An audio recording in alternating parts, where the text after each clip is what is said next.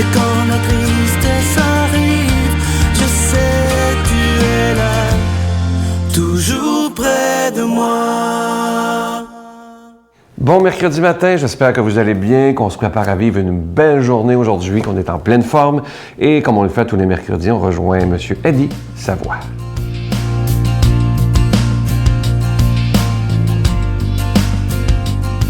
Je suis accompagné de M. Savoie des Résidences Soleil. M. Savoie, merci d'être là. Bonjour, M. Sylvain. Aujourd'hui, on continue le credo et aujourd'hui, c'est une section que j'aime beaucoup parce que moi, je vous connais depuis quelques années. Vous dites « L'honnêteté est le gage d'une grande loyauté ». Pour vous, c'est extrêmement important. Vous me dites souvent « Je peux me retourner sans avoir peur de personne ». Exactement, parce que pour moi, je me dis toujours, quand tu es honnête, normalement, j'ai toujours comme principe, hein, on récolte ce qu'on somme. Ouais. Malgré que dans la vie, il y a une chose aussi, c'est qu'il faut être quand même assez fort pour dire, on peut des fois avoir des jugements de certaines personnes qui ne soient pas corrects. Mais ça, il ne faut pas s'arrêter à ça non plus. Parce que moi, je dis dans ma vie, si je suis arrivé où ce que je suis arrivé maintenant, c'est parce que j'ai été honnête envers tous les gens que j'ai rencontrés, puis j'ai été loyaux aussi, puis ça m'a rapporté énormément. D'être loyaux quand j'ai débuté envers des gens que je faisais des petites réparations, chargeais des prix raisonnables, on me confiait des plus grosses choses, puis là, à un moment donné, vis-à-vis les banquiers aussi.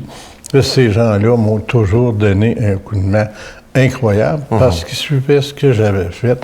Au niveau des gouvernements, c'est la même chose, que ce soit la SCHL, quand j'arrivais pour faire un prêt, ils regardaient ce que j'ai fait, puis de plus en plus, on commençait avec des petits prêts, puis arrivaient des prêts quand même des centaines de millions, parce que j'étais quand même honnête envers eux autres, en lui présentant toujours des chiffres précis, puis pour moi, ça a été mon succès.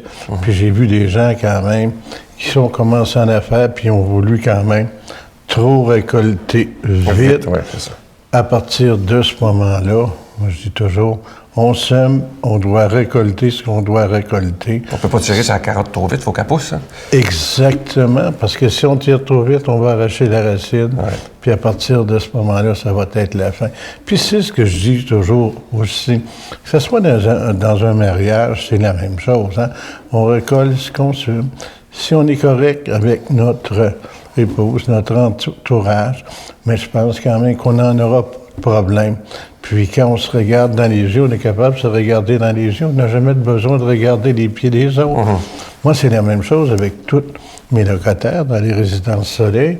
Je peux vous dire une chose, j'ai une assemblée générale à toutes les années. Ils peuvent emmener leurs enfants, leurs petits-enfants. Je suis pas inquiète que quelqu'un me dise ça chargeait plus cher à une puis à l'autre. C'est ça. Puis à partir de ce moment-là, s'il y a quelqu'un qui a besoin d'aide, on regarde ce qu'on est capable de faire. Merci, M. Savoie. Ça m'a fait Bonne plaisir. semaine. Notre Père qui es aux cieux, que ton nom soit sanctifié, que ton règne vienne, que ta volonté soit faite sur la terre comme au ciel. Donne-nous aujourd'hui notre pain de ce jour. Pardonne-nous nos offenses comme nous pardonnons à ceux qui nous ont offensés. Ne nous laisse pas entrer en tentation, mais délivre-nous du mal, car c'est à toi qu'appartient le règne, la puissance et la gloire pour les siècles des siècles. Amen.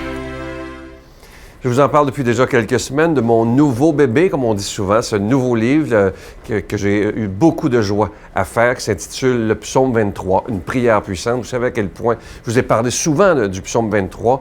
Et dans ce livre, j'essaie de vous expliquer comment bien le prier pour que ça ait des effets bénéfiques, évidemment, et aussi, je l'ai écrit sur le livre, préparez-vous à de beaux changements dans votre vie. Ça, j'en suis absolument convaincu, j'en suis la preuve vivante. Et des milliers de personnes à travers le monde ont compris comment prier le Psaume 23. Et je vous le dis, vous allez beaucoup, beaucoup aimer. Le livre ne vient pas seul. Premièrement, il est écrit en gros caractères, c'est important. Mais aussi, pour ceux qui aiment moins lire, il vient avec un CD audio. Vous pourrez écouter le livre si vous préférez. Et aussi 2 affiches du Psaume 23 que vous pouvez laisser un peu partout afin de l'avoir toujours sous l'œil. C'est important de le réciter avec son cœur régulièrement, au moins une fois par jour, sinon 2 à 3. Alors, je vous donne l'adresse avec un don de 25 $ ou 2 ensemble avec un don de 40 $.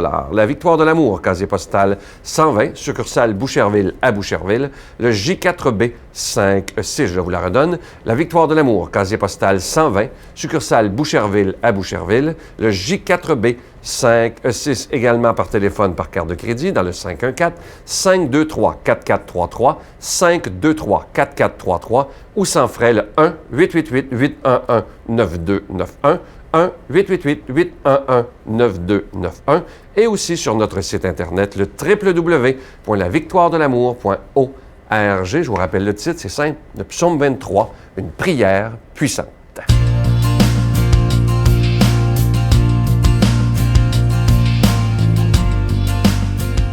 Mon Dieu, donnez-moi la sérénité d'accepter les choses que je ne peux changer, le courage de changer les choses que je peux et la sagesse d'en connaître la différence. Amen. Aujourd'hui, pour proclamer la parole de Dieu, notre ami l'abbé Daniel Gilbert.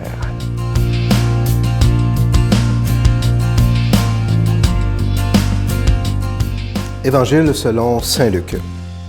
Le 3e jour après la mort de Jésus, 2 disciples faisaient route vers un village appelé Emmaüs, et ils parlaient ensemble de tout ce qui s'était passé. Or, tandis qu'ils parlaient et discutaient, Jésus lui-même s'approcha, et il marchait avec eux. Mais leurs yeux étaient aveuglés, et ils ne le reconnaissaient pas.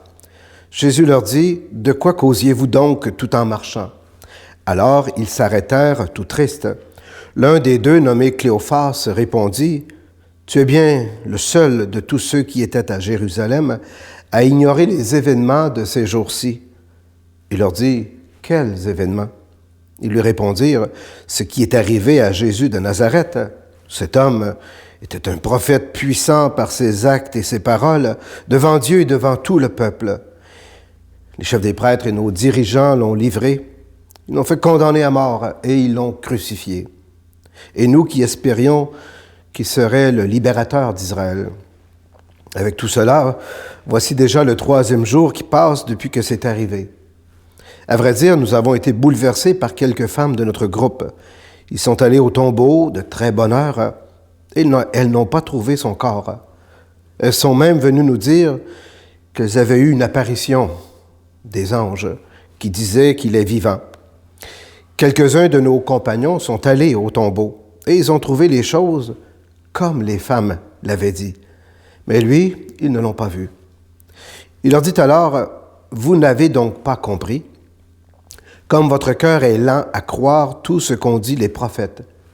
Ne fallait-il pas que le Messie souffrit tout cela pour entrer dans sa gloire? » Et en partant de Moïse et de tous les prophètes, il leur expliqua dans toute l'Écriture ce qui le concernait. Quand ils approchèrent du village où ils se rendaient, Jésus fit semblant d'aller plus loin.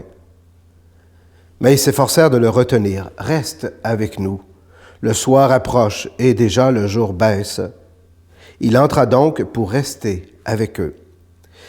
Quand il fut à table avec eux, il prit le pain, dit la bénédiction, le rompit et le leur donna. Alors leurs yeux s'ouvrirent et ils le reconnurent. Mais il disparut à leur regard. Alors ils se dirent l'un à l'autre, « Notre cœur n'était-il pas brûlant en nous, tandis qu'il nous parlait sur la route et qu'il nous faisait comprendre les Écritures? » À l'instant même, ils se levèrent et retournèrent à Jérusalem.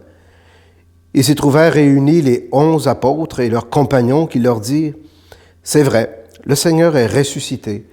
Il est apparu à Simon-Pierre. » À leur tour, ils racontaient ce qui s'était passé sur la route et comment ils l'avaient reconnu quand il avait rompu le pain. Acclamons la parole de Dieu. Alors bonjour à tous et à toutes. Alors je viens de vous faire la lecture de ce grand récit de l'apparition du ressuscité aux disciples d'Emmaüs. On est dans le temps de Pâques et j'ai bien envie ce matin de vous souhaiter une très joyeuse Pâques à chacun et chacune d'entre vous. On est au lendemain de ce grand événement pour nous les chrétiens. Alors oui, le texte de l'Écriture ce matin est toujours intéressant à commenter parce que ce texte-là contient une très belle catéchèse, on pourrait dire, qui nous permet de découvrir les différentes étapes de notre vie, qui nous permet de rencontrer justement le ressuscité. Les disciples d'Emmaüs qui s'en vont vers ce village, donc ils tournent dos à Jérusalem, dos à leur espérance. Ils ont été déçus, ils ont vécu une grande désillusion. Leur maître vient juste d'être mis à mort. Mais au long de la route, il y a quelqu'un qui entre et qui va se mettre à les écouter.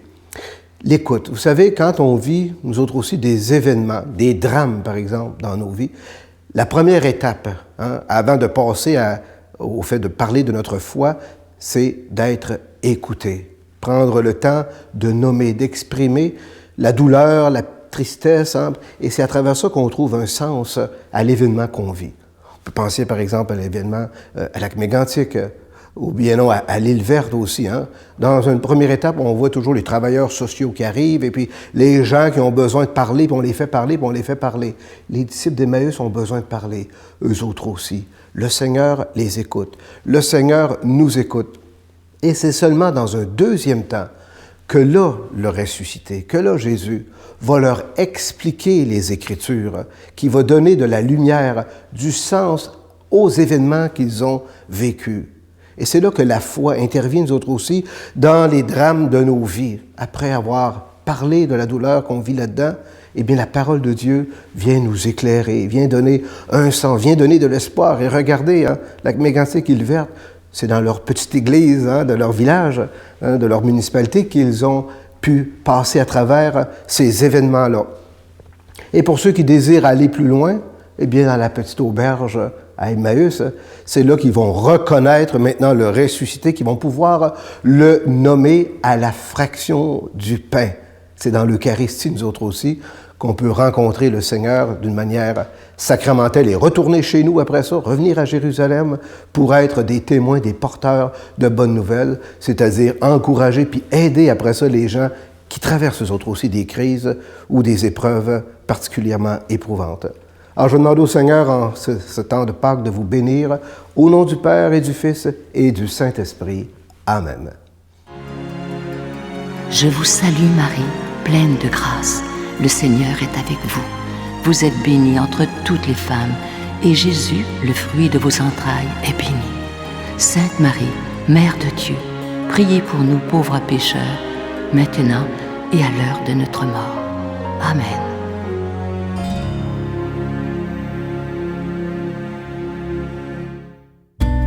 Dans le cadre du 350e anniversaire de Notre-Dame de Québec, la Victoire de l'Amour vous invite à une retraite tout à fait spéciale sous le thème « La puissance de la prière », en compagnie de l'abbé Raymond Gravel, l'abbé Robert Lemire, Jean-Marc Chaput, Sœur Angèle, Sylvain Charon et en chanson Miguel Padilla.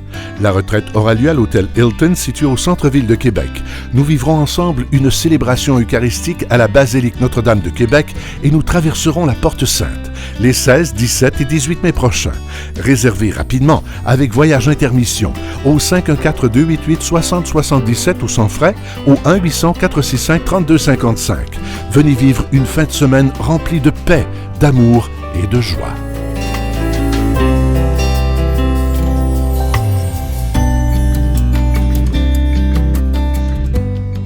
Je vais vous laisser avec une belle pensée, elle me touche beaucoup. Écoutez bien ceci. Si tu veux te sentir riche, tu n'as qu'à compter les choses de ta vie que l'argent ne peut pas acheter. Ça, c'est tellement vrai. Il y a tellement de gens qui courent après l'argent comme ça, la richesse, alors que le plus important, c'est ce qu'on ne peut pas compter. La santé, si vous saviez comment c'est important, vous le savez évidemment. Les bons amis, une vie de couple qui va bien, il y a la nature, toutes ces choses ça ne s'achète pas. Mais prenons le temps justement de dire merci pour toutes ces choses qu'on ne peut pas acheter. À demain. À l'hôpital, quand je pesais 75 livres, j'ai demandé, j'avais mon fils de 4 ans. J'ai dit, je peux pas laisser mon fils, aide-moi. Et c'est à l'hôpital que j'ai commencé à peindre. Je m'en suis sortie, j'ai continué à peindre. Les toiles parlent, elles parlent aux gens. C'est ça que j'ai juste demandé. La Victoire de l'Amour remercie de tout cœur les Résidences Soleil de leur accueil si chaleureux.